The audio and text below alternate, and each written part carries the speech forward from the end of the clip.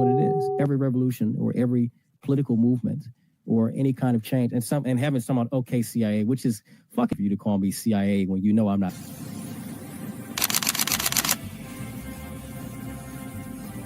Everything was politicized. It was, oh, this is when we became the left versus the right. But both sides are trash. In COVID,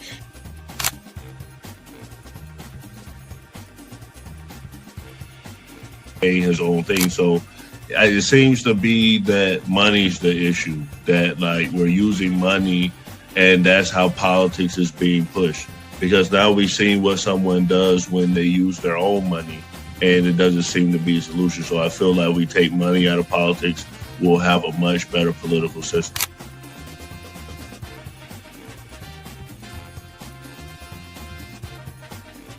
Politician, you think they're gonna come out and tell me the truth? They was lying to my mama. They ain't gonna never tell us.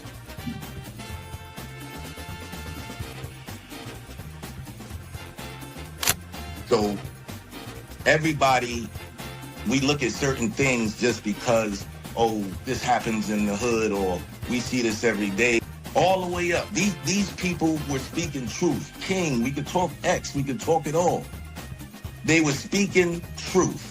What's going on in anyone's mind, but let's take it as a given that Gray's argument is true, that the argument to not have ID is that it would be discriminatory versus certain socioeconomic brackets or something. It's like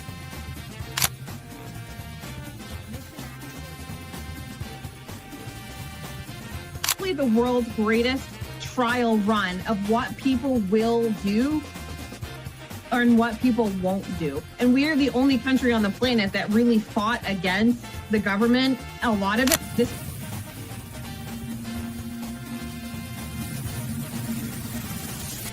because you focus on 80-20 issues. I'm looking at the Epstein issue as we have 80% of the information we need to prosecute these people that actually did anything, but you're focusing on the 20% trying to take down Donald Trump, which you're never going to get. So I'm going to keep sitting here with a smug-ass face on every single day. I'll explain. Good question. I'll give you the answer. The Republican Party constantly talks about transgenders and transgender surgery to minors.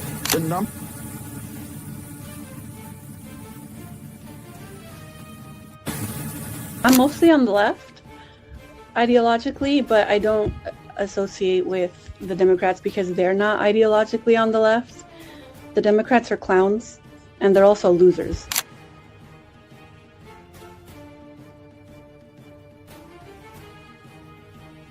About to be any engaging conversation. It's not about to be any discourse about different political ideologies, what works and what doesn't. If that is the outcome, right?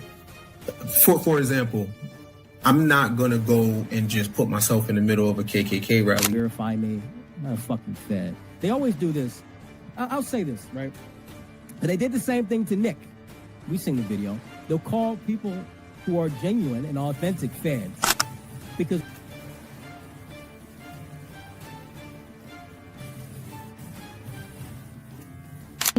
the interesting thing to me is that the ones that claim that they believe the Constitution are now trampling the Constitution. The ones that said they believed in the First Amendment, the freedom of speech, right, are now going against the freedom of speech. The ones that...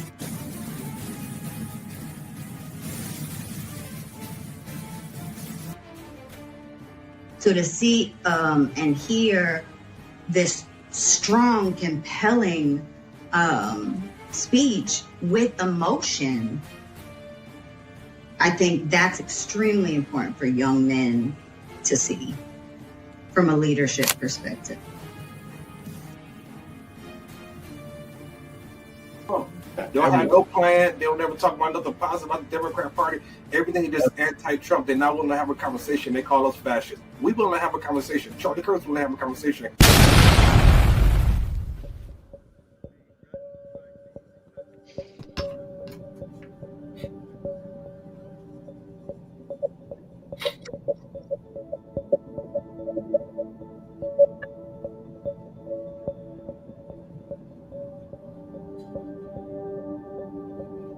Disclaimer. The views and opinions expressed on this panel show are those of the individual speakers and do not necessarily reflect the views or positions of this channel, its affiliates, sponsors, or production team. This content is intended for informational and entertainment purposes only. Viewer discretion is advised. We encourage respectful dialogue and critical thinking around the topics discussed. Described him as one of the most dangerous men on the face of the earth.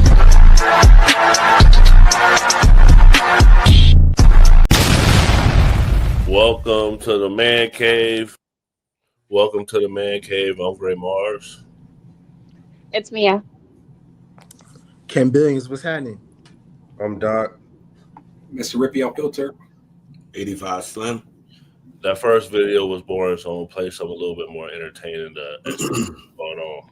Your audience perfectly, Sean. This was not a loophole. The Biden administration, Secretary of Homeland Security, Alejandro Mayorkas, devised a scheme to fly illegal aliens into the country and then to escort them en masse across the border by the millions, and to give them something known as parole, which gives them a work permit, which gives them a social security number, which gives them access to the voting booth. This was the plan all along, to get them here illegally so they can get free government benefits, get hooked to welfare, and be able to participate in American elections. This was an attack on democracy by the Democrat Party. It's the same attack that we see, Sean, when you have California, a sanctuary state, that is refusing to turn over even illegal alien criminals and gang members to ICE. So these are illegal aliens in California who have been arrested by California police, by California law enforcement for serious crimes, for crimes against children, for felonies, for crimes that threaten public safety, and they are refusing to hand these criminal illegal aliens over to ICE. Instead, they're freeing them back into the cities to offend and offend again. By any definition, what California is doing is criminal. It is a violation of our laws. It is one of the most heinous things that I have seen in my entire... Mia, is immigration a problem? I know what we're talking about, the Afghan shooter, but there's a lot of talk around, immigrants coming here. Is immigrants a problem in the U.S. or immigration? I would say immigration is definitely a problem. So as of August 2025, we have 3,432,519 active cases pending before U.S. immigration court. You know how many years that's going to take us to work through the people that we have pending now as of August?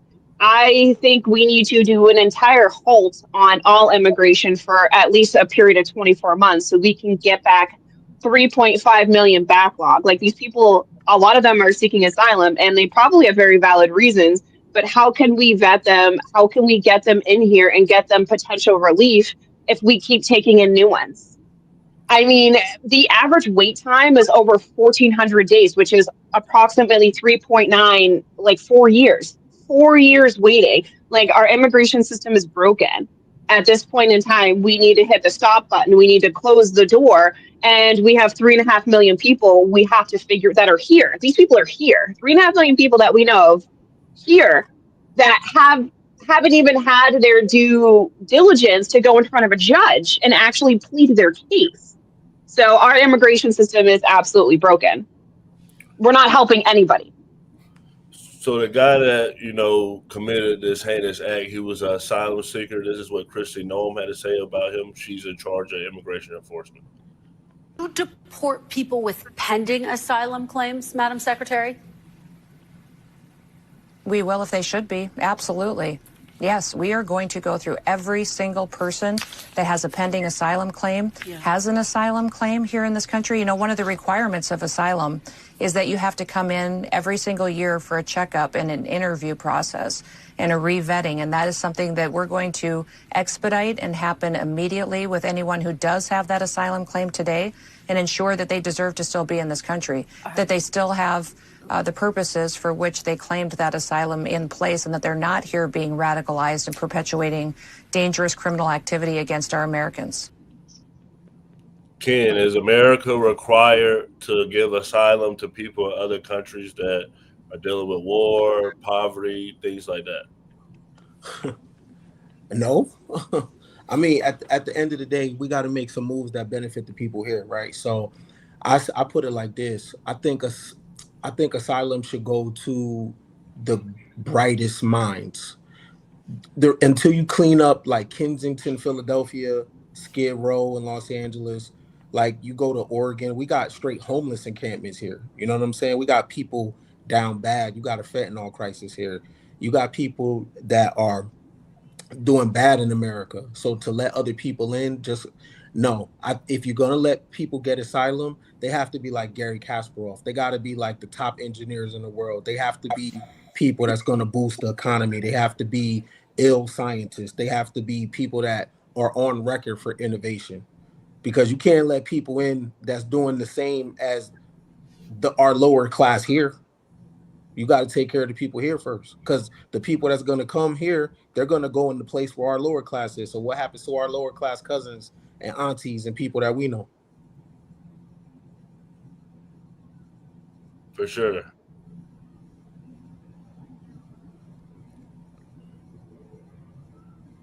You're muted.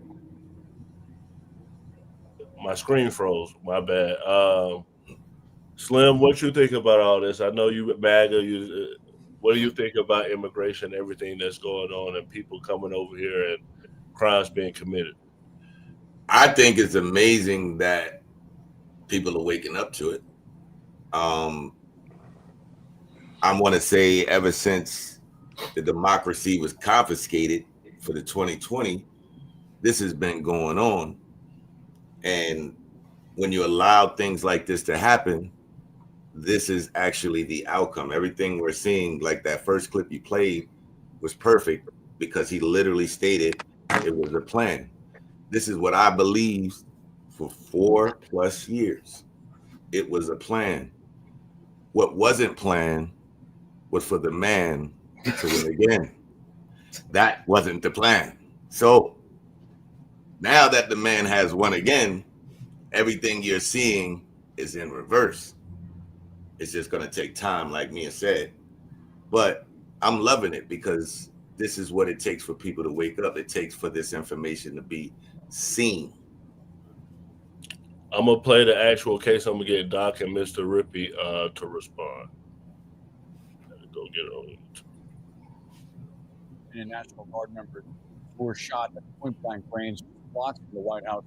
The Justice Department identifying them as 20-year-old Sarah Beckstrom, 24-year-old Andrew Wolf. We understand they've undergone surgery and remain in critical condition. We're also learning new details about the suspect. Authorities say the 29-year-old Afghan national traveled across the country from Washington state to the nation's capital before the attack. We'll have the latest on the investigation in a moment. First, I want to get to CNN's Brian Todd, who's live at the shooting scene. And Brian, you're learning more about how this attack played out.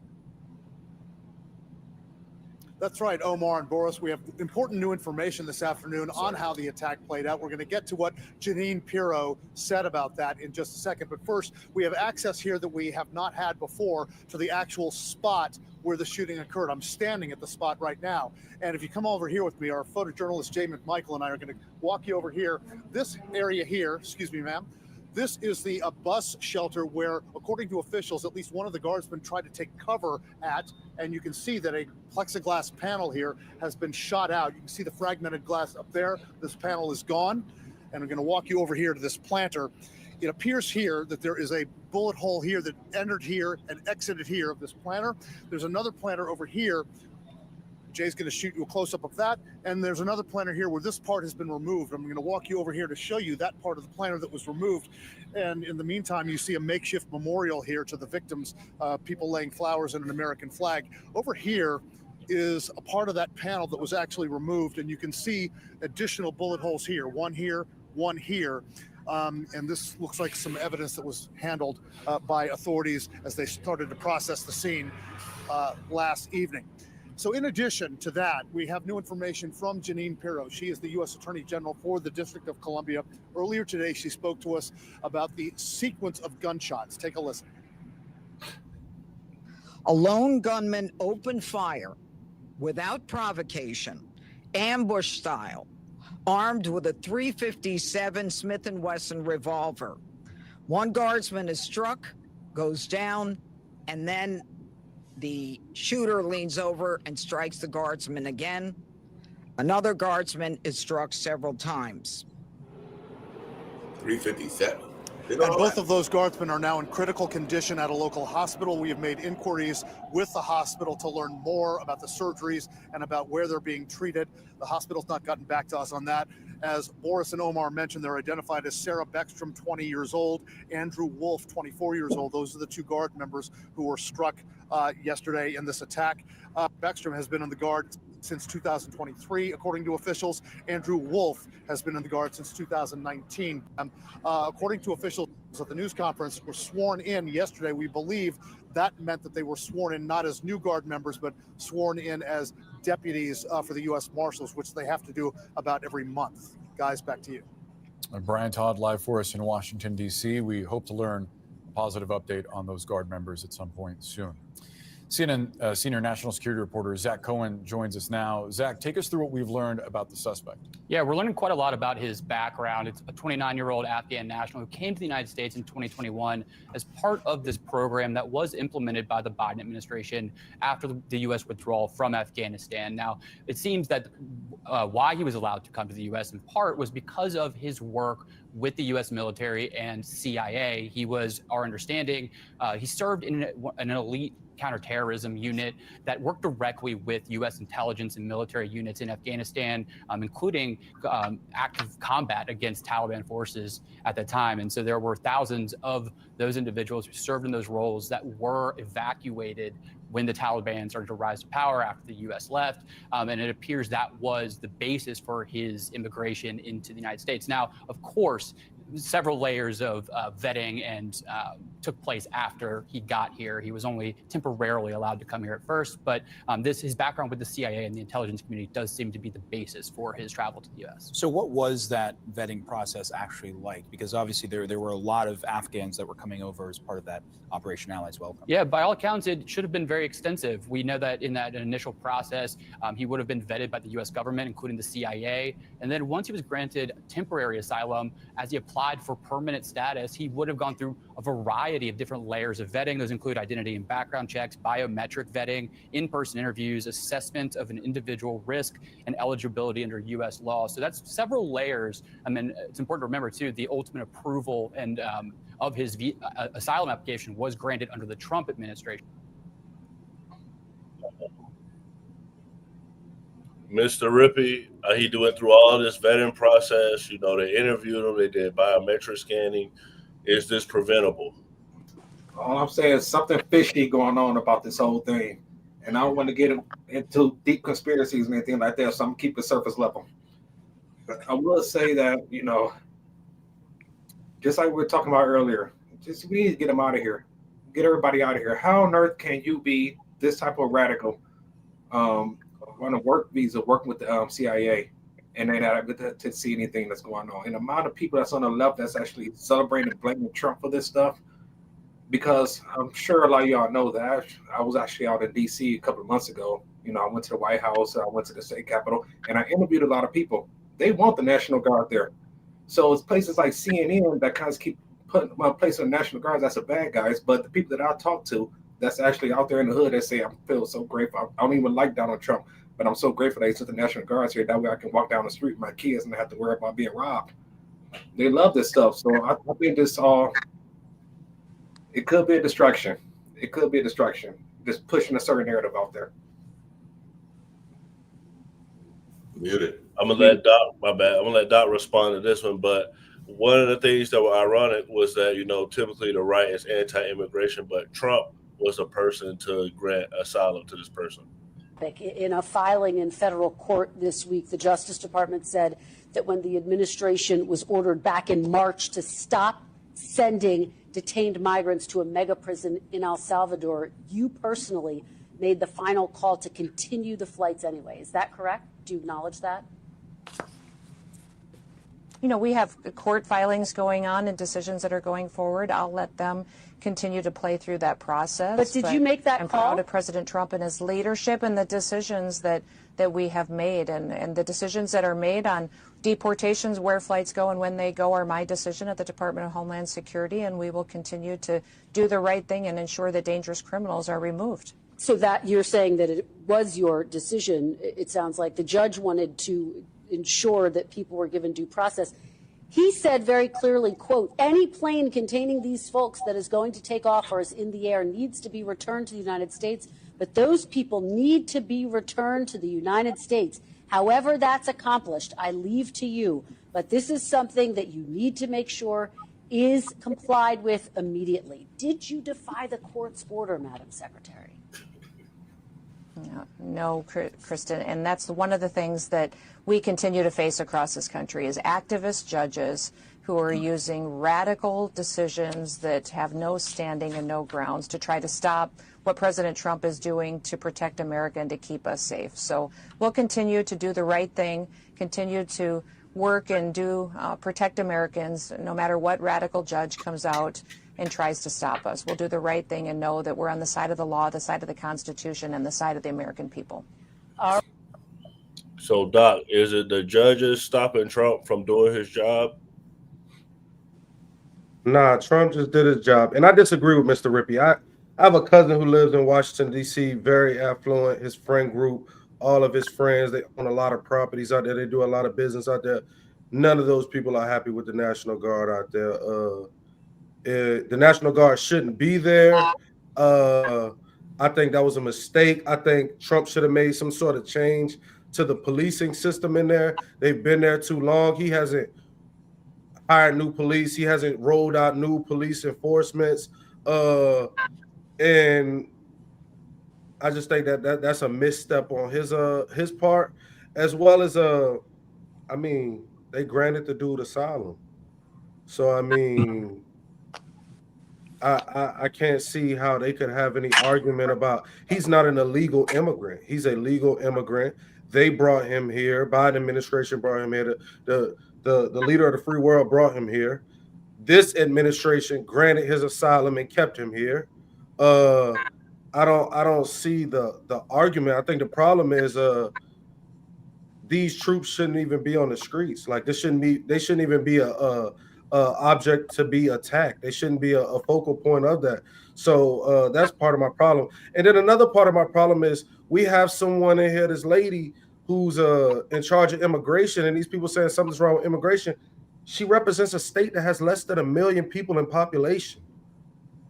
She represents one of the lowest states by population. She has she has little to no dog in the fight. She doesn't have a city over 500,000 people. No one is going to South Dakota. How do we let this lady get up here and make the decisions? No one wants to live in her state anyway. This isn't a problem for her. How we let the lady who gets 0 people to come there be in charge of immigration? She has no idea, no pulse for what's going on. They have 930,000 people in the whole state. You could piss 930,000 people out of New York City right now. You wouldn't notice it. Damn. They say Trump pick his people on their looks. That's how Trump pick his. And she can't even blink. That's because she got that Botox. You see her facial rebalancing, the Botox, the filler. She had her jaw done. She had the buccal fat removed.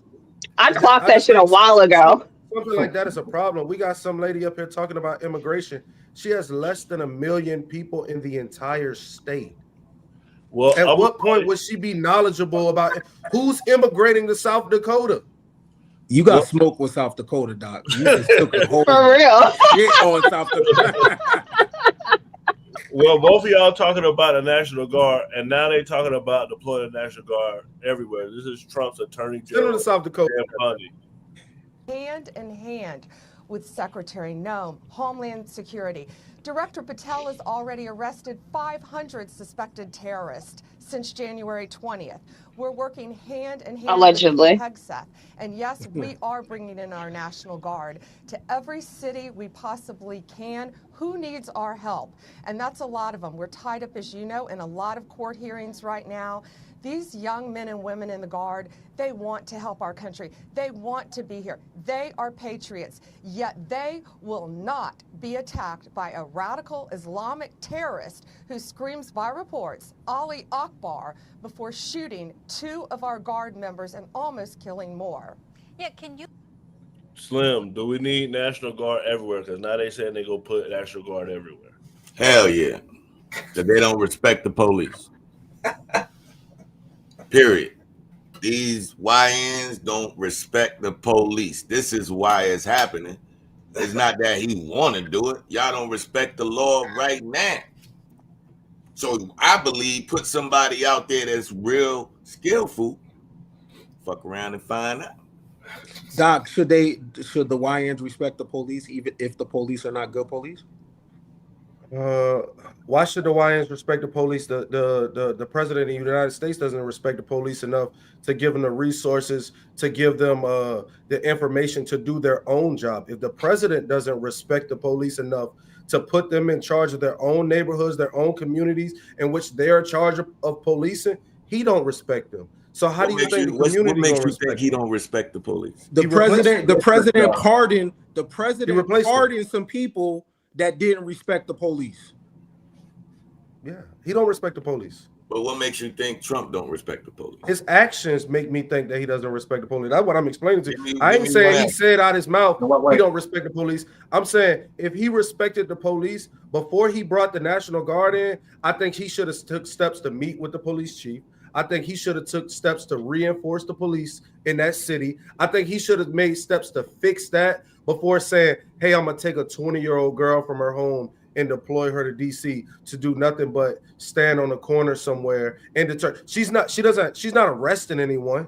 She's not pulling anyone over. She's not kicking down any doors, Slim. You think she's kicking down? I bet the National Guard. You think she's kicking down doors, Slim? The reason it wouldn't work is because a lot of people are already mentally trained to hate the police based on what that administration has allowed and didn't allow from the police. When you start talking defund the police and you start showing all these videos and all, already the mindsets of the people is like, fuck the police. That we got songs called Fuck the Police. Like really, that shit dead.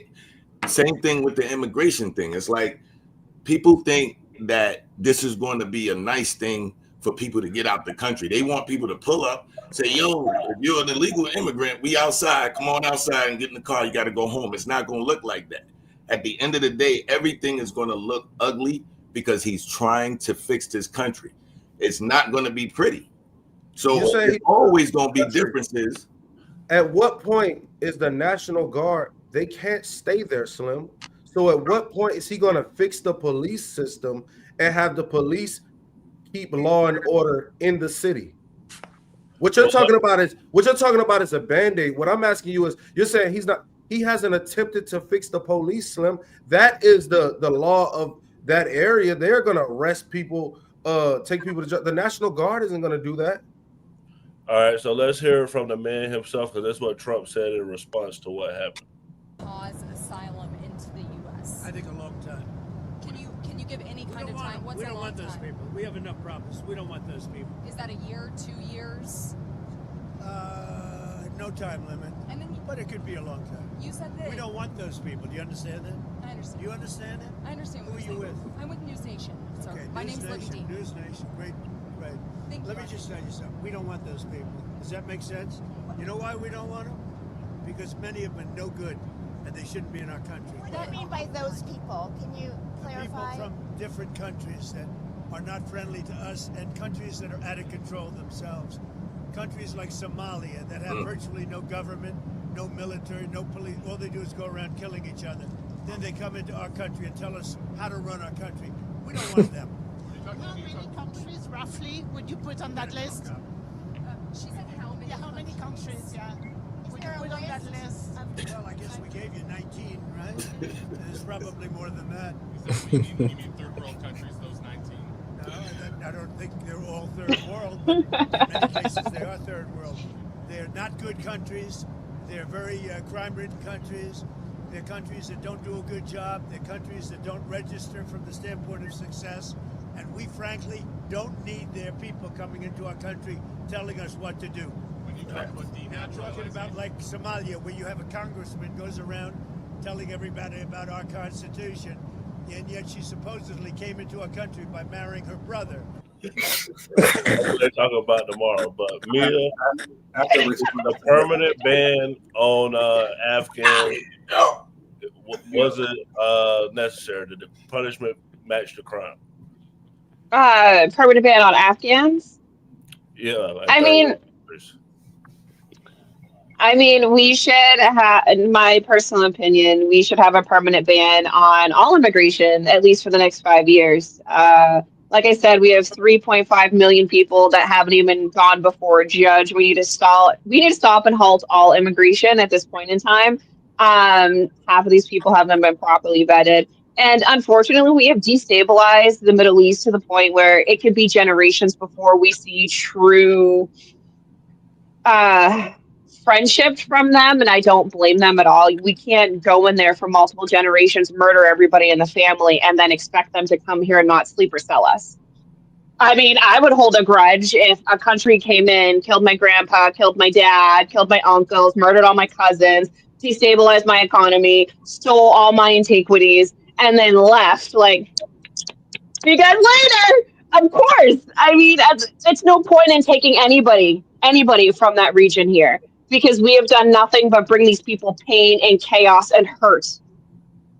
We can't guarantee any of them are going to be friendly to us because we've never been a friend to them. So it doesn't make sense to take people from an area that we can't guarantee friendship. And I feel bad because we did that to them. Those people didn't ask for us to go there in the 70s and destabilize them. They didn't ask for us to give all that weaponry and teach jihad how to murder, to fight Russia. Those people were living perfectly fine before we went there and destabilized them. But unfortunately, it is what it is, and we cannot guarantee these people are going to be friendly and not sleep or sell us. So I think the punishment does fit the crime at this point in time, because I'm America first, and I'm more concerned about saving our lives here than I am those people over there in Afghanistan. Even though I recognize the reason that they're living the way they're living is because of the boomers here did that to them, and they didn't deserve that. And, you know, hopefully the people that did that meet their maker and they atone for their sins in the next life for that.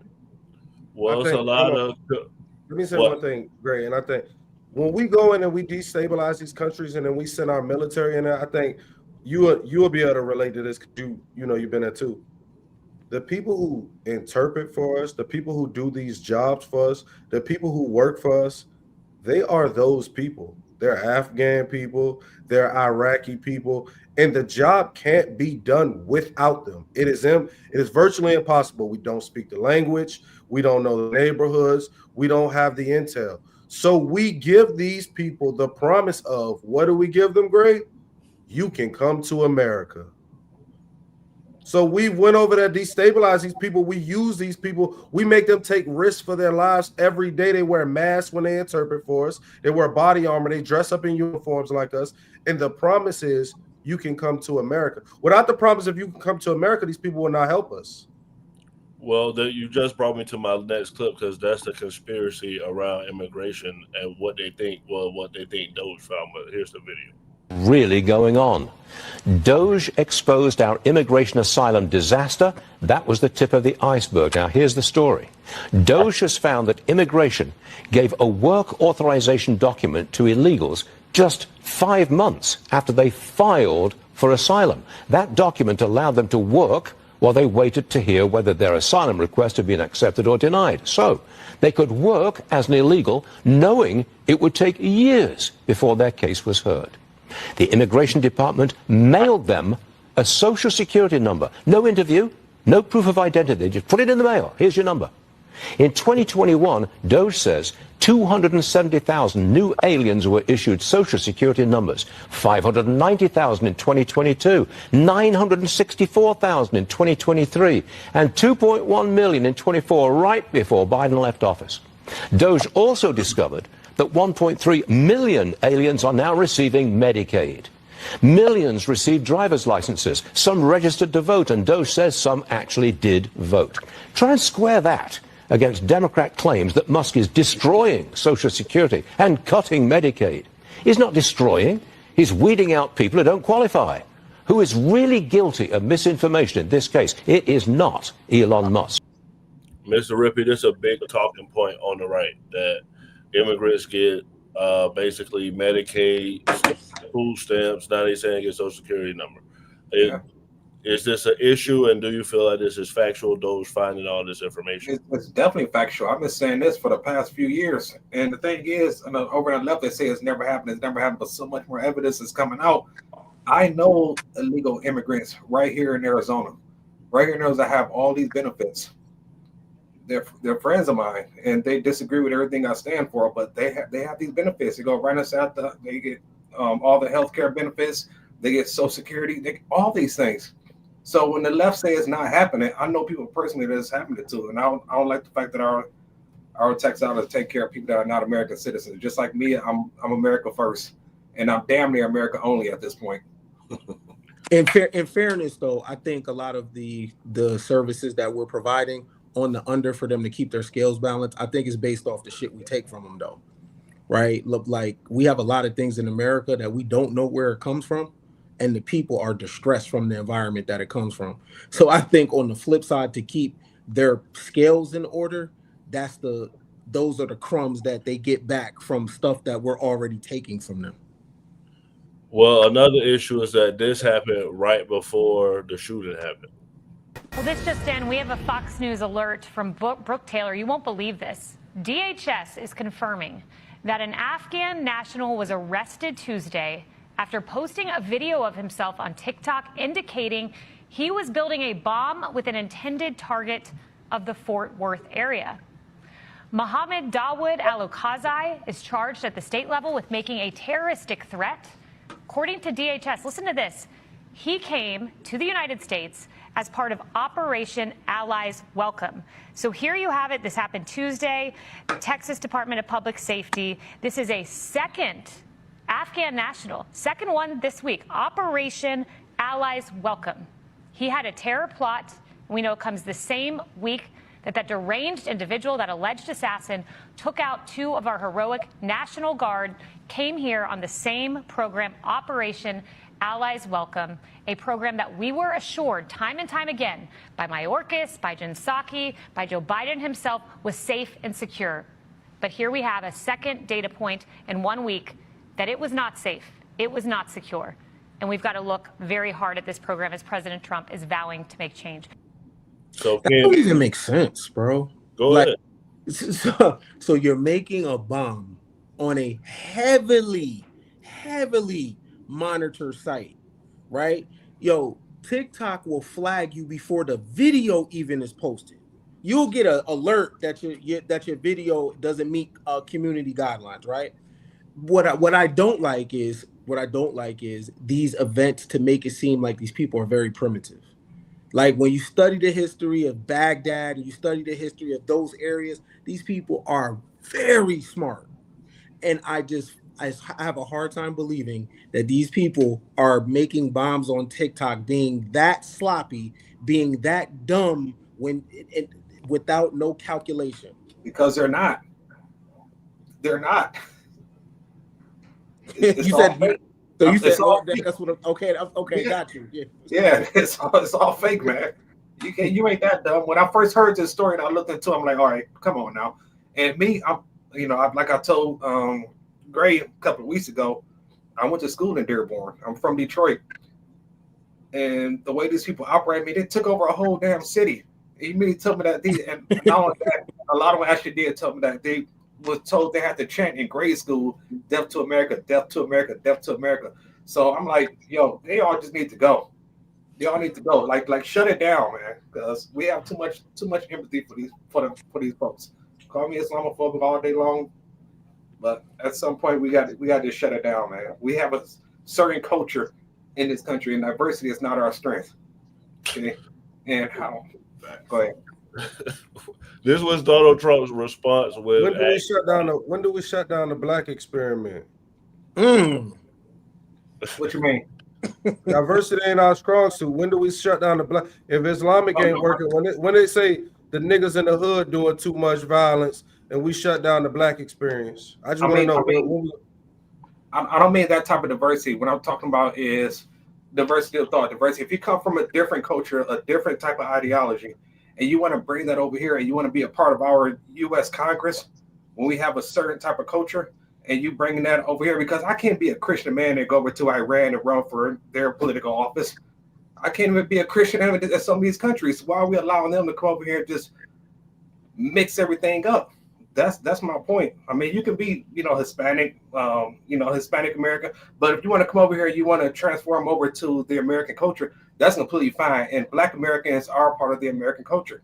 But these people from Afghanistan and Iran and Yemen, they're not a part of this American culture, and they want to come over here and run for political office and all this other shit.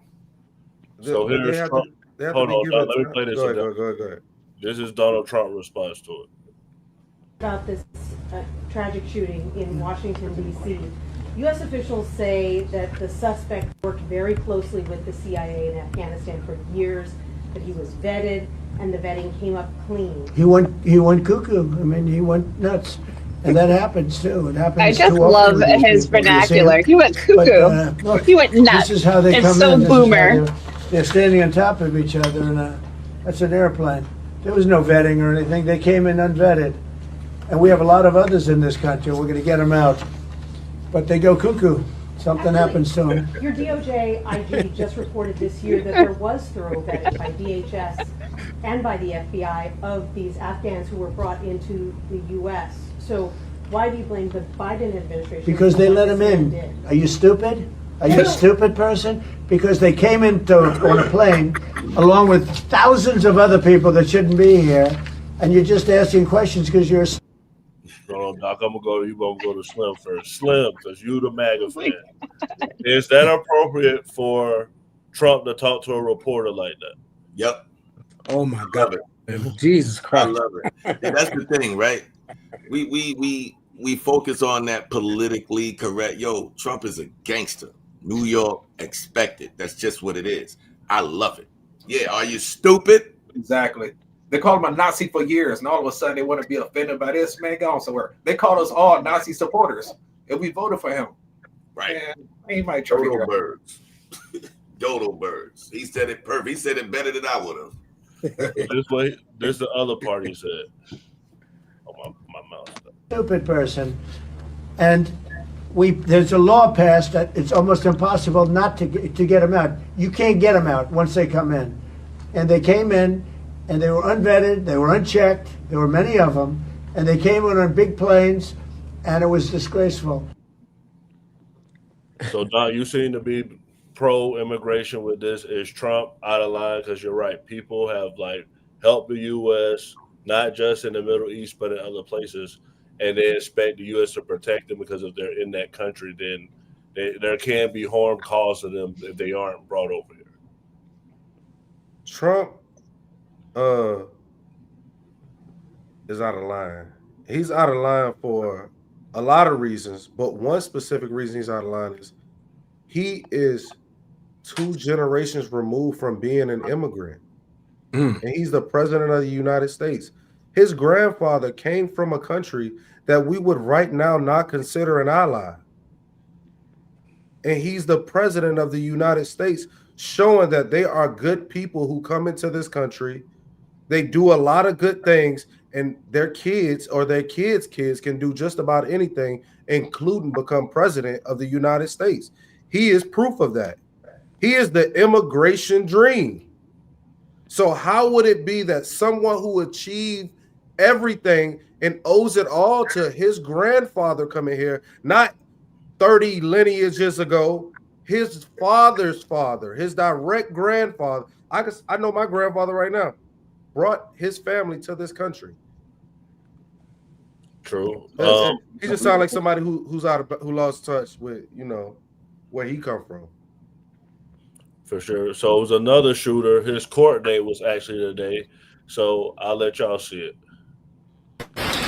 This morning, Luigi Mangione, the accused killer of United Healthcare CEO Brian Thompson, is expected back in state court as his defense team asks for key pieces of evidence to be suppressed, including everything discovered in his backpack when police arrested the 27-year-old at a McDonald's in Altoona, Pennsylvania. Among the items, a gun, bullets, and a red notebook. These newly released photos from a police body cam show Mangione sitting at a corner table wearing a face mask as police confront him. In court documents, defense attorneys say those officers searched his backpack without obtaining a search warrant and did not immediately read Mangione his Miranda rights. Prosecutors say the alleged killer wrote out his plans to murder the insurance executive in the notebook found in his backpack. including an entry where Mangione allegedly wrote someone should whack the CEO. Prosecutors say the search was justified, in part because police were concerned for their safety. The defense is calling it a violation of their client's constitutional rights. Not guilty. Mangione pleaded not guilty to state murder charges in New York, gun charges in Pennsylvania, as well as a federal murder charge that can carry the death penalty. It has been nearly a year since the fatal shooting, and interest in the case remains high, with multiple documentaries. You could see that it was not a professional hit. And supporters still back Mangione, with a fund for his legal defense receiving daily donations amounting to more than $1 million. According to his legal team, the Ivy League grad has been keeping track of more than 6,000 letters he's been sent in jail. Now all eyes will be on the Manhattan courtroom, where a judge will decide if crucial evidence can be used when the murder case finally goes to trial. What to look for today, Luigi Mangione will likely be wearing a suit. He asked for special permission. Well, the reason I played that because every time that there's like shootings that happen, there's always some type of conspiracy surrounding it.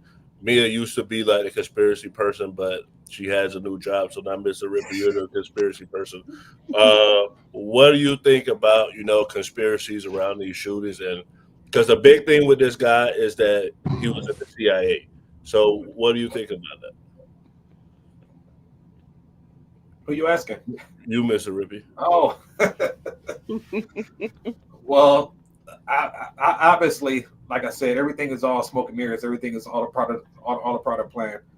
Of course, he was with the CIA. The same thing with this Luigi guy. Is the same thing with the guy that shot a bullet through the Pizzagate, want to destroy some type of evidence.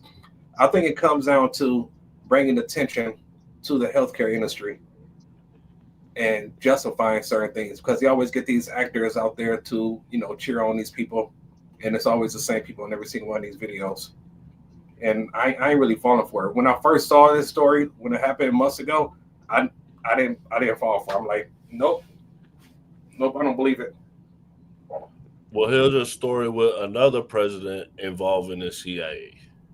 They really love it when a new president is elected and he has no background in intelligence or foreign policy. Barack Obama, no experience in foreign policy, no experience in intelligence. The day after an election, the director of the CIA authorizes a president-elect to begin receiving a PDB, a President's Daily Brief. And so the day after the election, they go with this 16-page document and they say, Mr. President-elect, wait till you see the cool things we're doing all around the world. And they've sucked him in. They made him one of the guys. And then we get the feedback at the CIA. Oh, the president loved this. The president had a follow-up question on that. Oh, the president said, oh my God, when he read this. Well, it almost sounds like you're psychologically profiling the president. Oh, I think that's exactly what they do. And so they use the tools that they have employed for decades to subvert foreign governments to subvert their own government?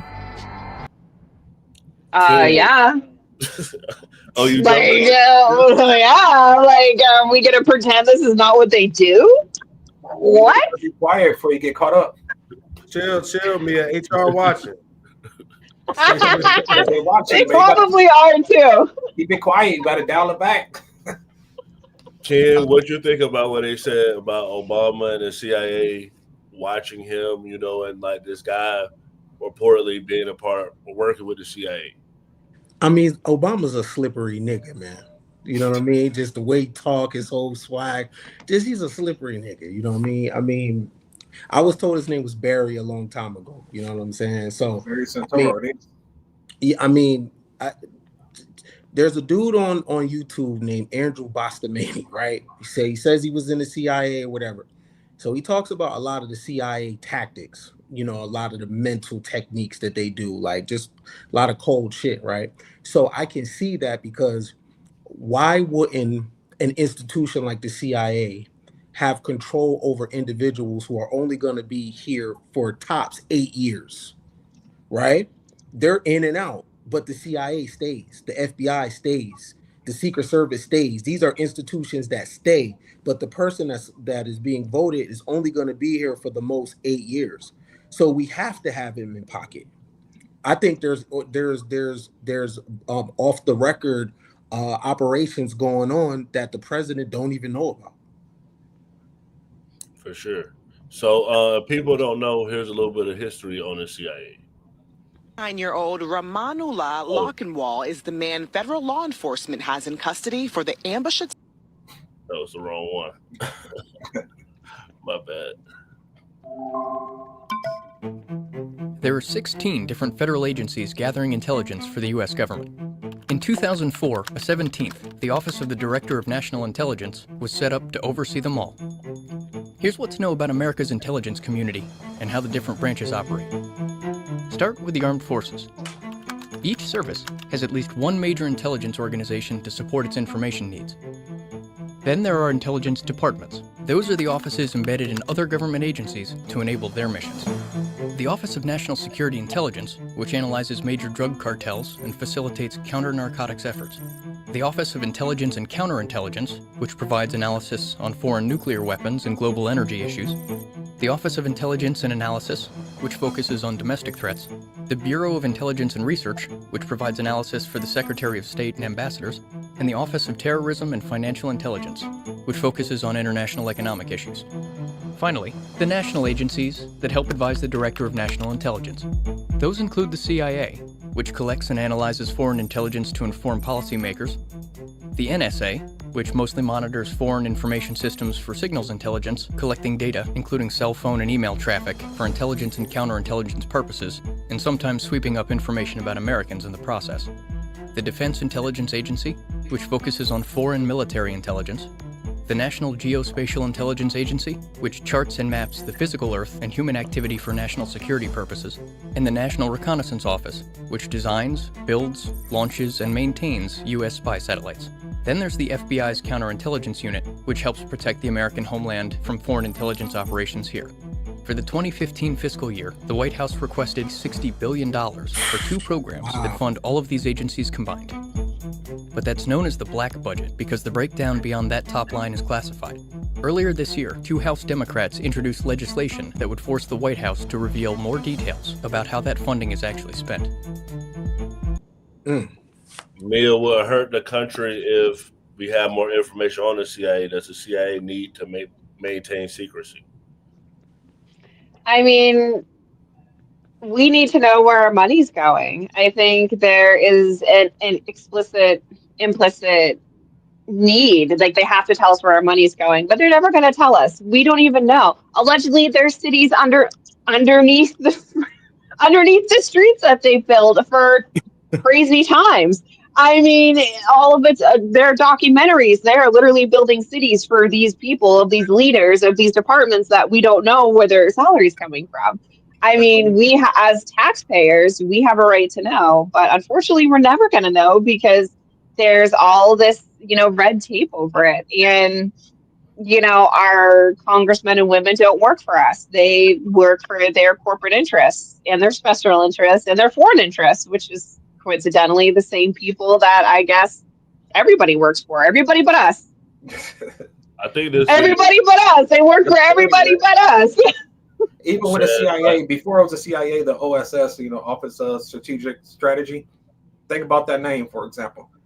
They started building cities. I mean, if you go to, I'm not just talking about underneath the Denver airport, but there are cities all underground. If you heard about what happened in Indiana, when they went underground, they found all those people, they found all those kids. There's been cities for so long. And the problem, sorry, I'm just going to, Mr. Rippey, man, you tinfoil today, baby. Well, he's not wrong. There's that. Y'all didn't see my video. I put a video up where I have my tinfoil hat on, and I posted it yesterday, but Instagram and TikTok took it down. I was just talking about everything. Oh, of course they did. The underground tunnels, all that stuff, and they took it down. I'm gonna send it to you. I'm gonna send it to y'all right now, so I won't forget. You know what's crazy is I was on a live debating with somebody talking about Operation Northwoods, which really predicates you guys down in Florida because they were trying to do this in Florida.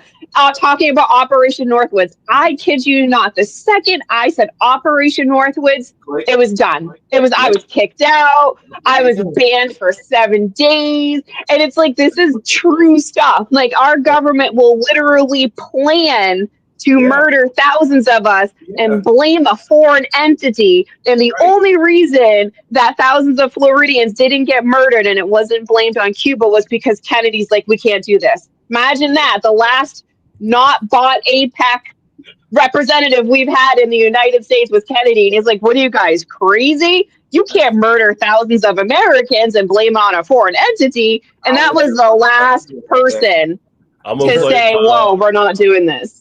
I'm gonna play. I think this was a video about his work in the CIA. I'm not sure. 9-year-old Ramanullah Lockenwall is the man federal law enforcement has in custody for the ambush attack of Sarah Beckstorm and Andrew Wolf in the nation's capital. Across the country, over in Washington state, the FBI and other federal agencies executing a number of search warrants and interviewing people who lived in the home with Lockenwall.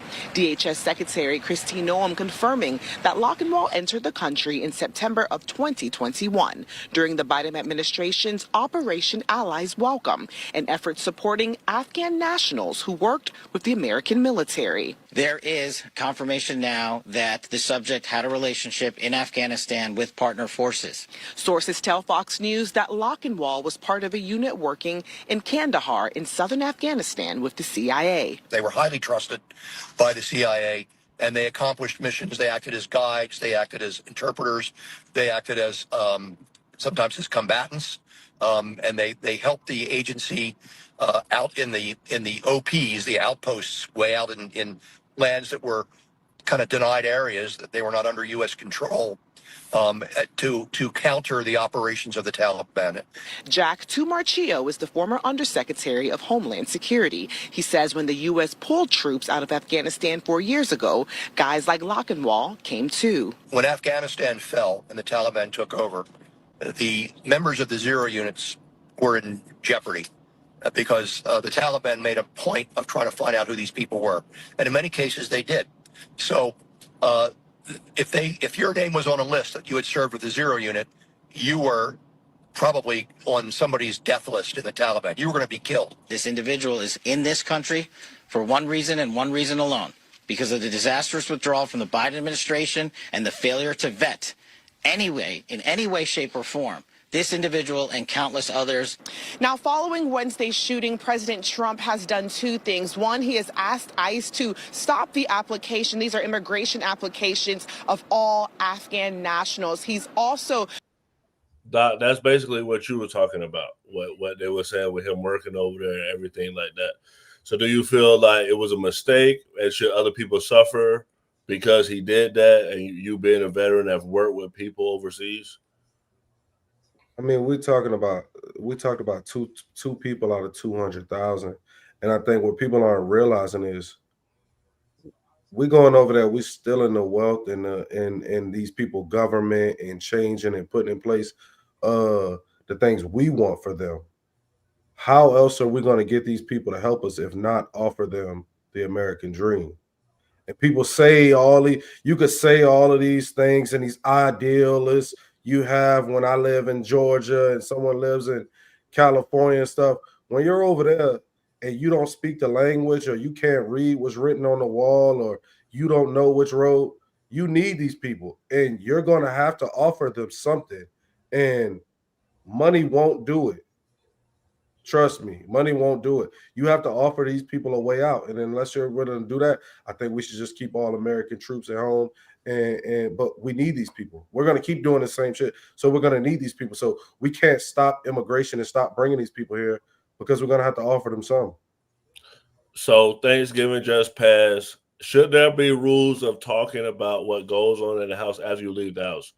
QB Trayvon Boykins went to Russell Westbrook, Sierra baby daddy, Thanksgiving dinner, and this is what he had to say about it. His house for Thanksgiving. The weirdest feel like he catered. So no, like, bro, I come from a traditional country black family. We doing that. If I got as much money as Russell Wilson, my whole family would talk about me so bad if I ain't fly everybody out there for Thanksgiving. And I'm sponsored by an airline. Yeah. Maybe he's not close to his family. And maybe he not. But his mama wasn't there. Sisters wasn't there. You know what I'm saying? Like, and even though, like, it's still weird to me. I'm just still, even if you don't food with your family, like, it's still weird to me on Thanksgiving. My family gonna do the food. This is what we gonna. If you the one with the money, we coming to your house. Literally him, Sierra daddy, me, Noonie, baby Future, the chef, and 2 nannies and 3 dogs. Slim, is he wrong for doing that? Yeah, man, that he should have kept that business, to himself, man. Like that's just what. That's all I got on that. That's fucked up. This is what Shannon's response was to it. That's what. Not chat. Now you see why I don't have a whole lot of mofos at my house. See, he worried about somebody else's family. Your ass there. He invited you. He looked at you like family. And what you do? Turn around and come got and talk diarrhea about of the mouth. You think you telling something. Man, I went to Russell House. That mansion, it was weird. Yeah, because he had an outsider in there. That was the weird part about it. That's why you don't let people come to your house, chat. Nobody. First of all, no. Me and my brother had money. Guess what Thanksgiving was always at? Granny's house. Even though we couldn't get back, it was always going to be there. When we had a big ass cookout, Ocho, guess where it was? In Granny's backyard. Damn. Why? I don't get it. I'm confused. Why is everybody always looking for a moment? Why is everybody always looking for a moment to go viral? For sure. So I just wanted to play a Thanksgiving. Man, Shannon Sharp need to shut his bitch ass up. Sassy ass, spandex wearing ass nigga. He paid all that money to that girl because it's thirsty, weird. He weird, so that's why he don't like it. You was having like that racist context with the white girl when y'all was texting. She told me she want to have that black baby. You big weird ass nigga. That nigga Russell Wilson weird. Bro probably went over there and felt like get out and was like, well, I gotta tell everybody so they don't go next year. Fuck them. What they talking about? They sound crazy as hell. Man, he ain't really. If you watch it right now, hit that subscribe button and press that notification bell to know when we go live.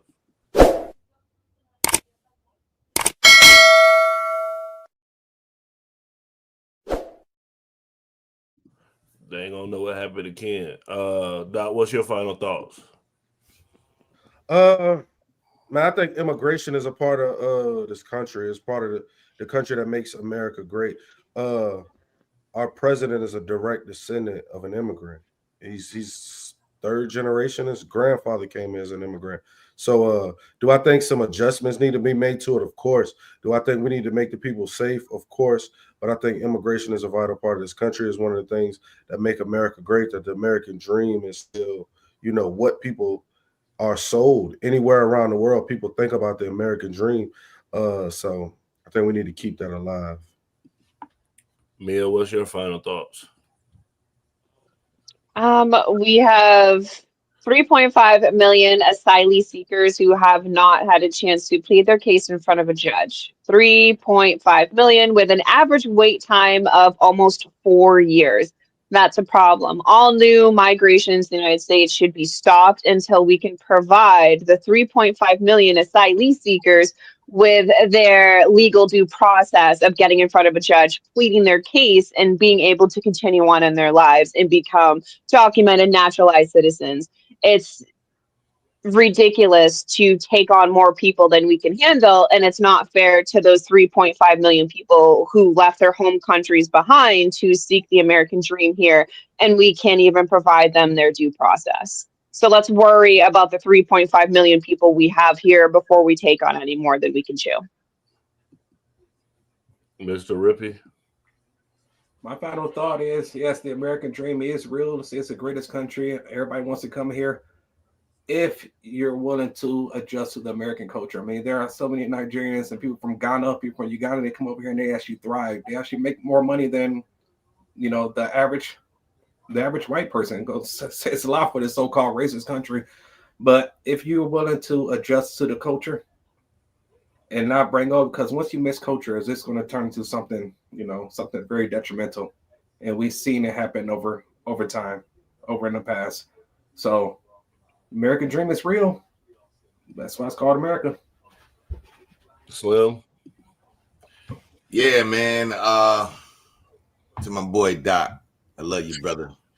But you're absolutely right. Immigration is what makes this country what it is. It's the illegal immigration That's the problem. So we always got to clarify that, because we forget to add the illegal immigrants. That's who we're targeting. So another great show. Much love. Man cave. Appreciate y'all.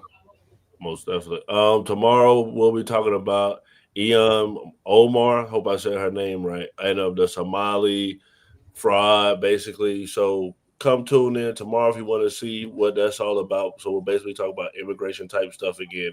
We do this every Monday through Thursday, 8 p.m. Eastern. Come back, tune in with us again. Have a good night. Man cave.